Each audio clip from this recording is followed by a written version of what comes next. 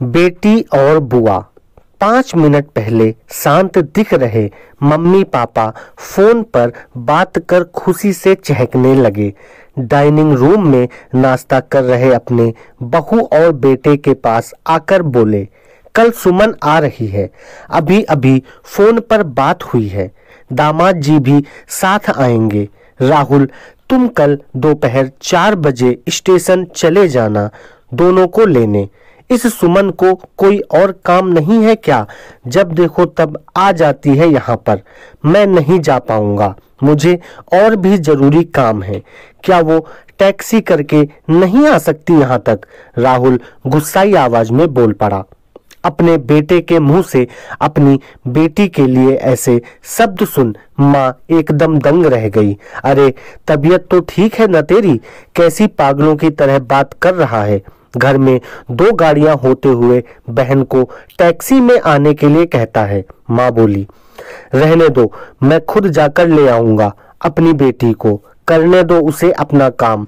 अभी सुमन का बाप जिंदा है और मैं नहीं चाहता कि मेरी बेटी को उसके ससुराल वालों से ताने सुनने पड़े कि इकलौती बेटी होते हुए भी उसे लेने गाड़ी नहीं भेजी या उसके स्वागत में कोई कमी रह गई। पापा ने बेटे को अपनी नाराजगी जताते हुए कहा, आप दोनों समझते नहीं हो मम्मी पापा।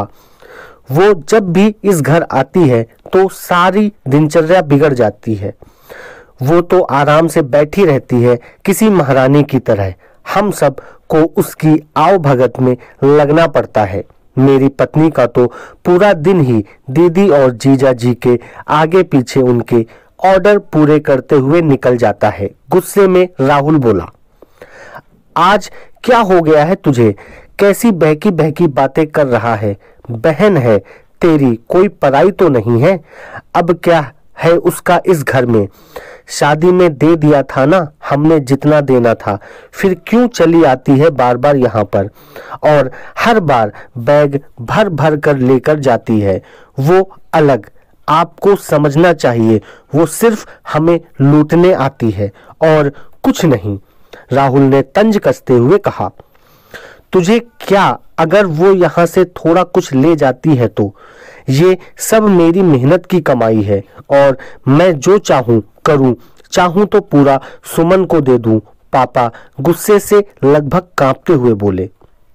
अब राहुल अपनी आवाज धीमी करते हुए बोला, मैं कहाँ कुछ नई बात कर रहा हूँ मम्मी पापा। मैं तो वही बोल रहा हूँ जो मैंने बरसों से बुआ के साथ होते हुए देखा है। आज अपनी बेटी के खिलाफ 2 शब्द क्या सुन लिए, आप तो गुस्से से लाल हो गए। जरा सोचिए, जब आप बुआ के साथ ऐसा व्यवहार करते थे तब दादी को कैसा लगता होगा। बुआ जो हम पर इतनी जान छिड़कती हैं, आपने कभी उनके और उनके ससुराल वालों के मान सम्मान के बारे में परवाह नहीं की। उन्होंने कभी भी आपसे कुछ नहीं मांगा, बल्कि हर बार वो अपने साथ कुछ ना कुछ लेकर ही आती। लेकिन आपका व्यवहार कभी भी उनके साथ अच्छा नहीं रहा। दादी ने भी आपसे कभी नहीं कहा कि मेरी बेटी को पैसे दे दो या कुछ खरीद कर दे दो। फिर भी आपको बुआ का आना, दादी का उन्हें कुछ देना नहीं सुहाया। अपनी बेटी का ऐसा अपमान वो सहन नहीं कर पाई, इसीलिए वो गांव में पुराने घर में अकेले रहने चली गईं।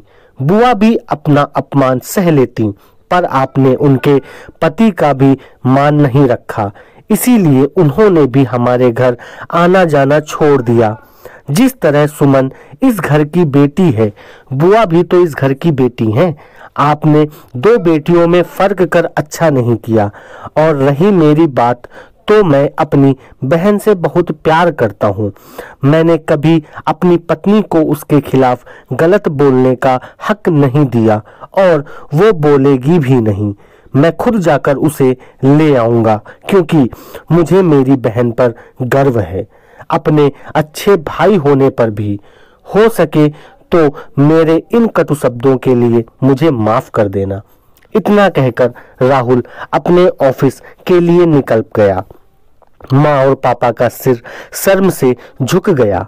थोड़ी देर की शांति के बाद पापा ने हिम्मत कर अपनी बहन को फोन लगाया।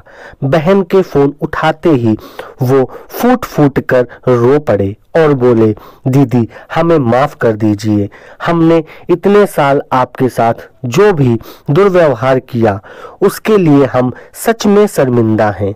दीदी आपकी बहुत याद आ रही है, आप अपने घर आ जाइए हमसे मिलने, अगर आप कहें तो मैं आ जाता हूँ आपको लेने। दूसरी तरफ दीदी भी रो रही थी।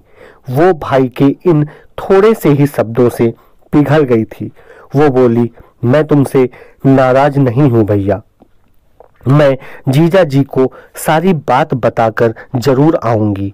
दोस्तों, बहन हो, बहू हो या बेटी, तीनों में कोई फर्क नहीं करना चाहिए। इन्हीं से घर की शोभा होती है और इन्हीं से घर की खुशियां होती हैं। दोस्तों, अगर ये कहानी आपको अच्छी लगी हो तो प्लीज वीडियो को लाइक, शेयर और चैनल को सब्सक्राइब करें। धन्यवाद।